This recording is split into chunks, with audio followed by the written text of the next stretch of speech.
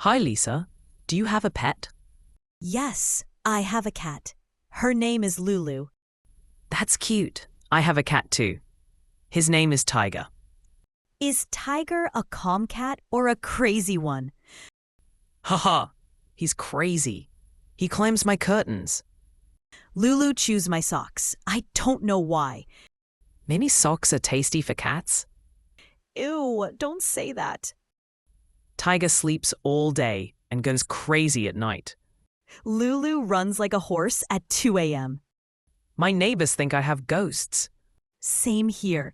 Lulu knocks things off the table. Tiger once threw my phone on the floor. Wow, did it break? Luckily, no. But I screamed like a drama queen. I feel you. Lulu once deleted my homework. What? She's a hacker?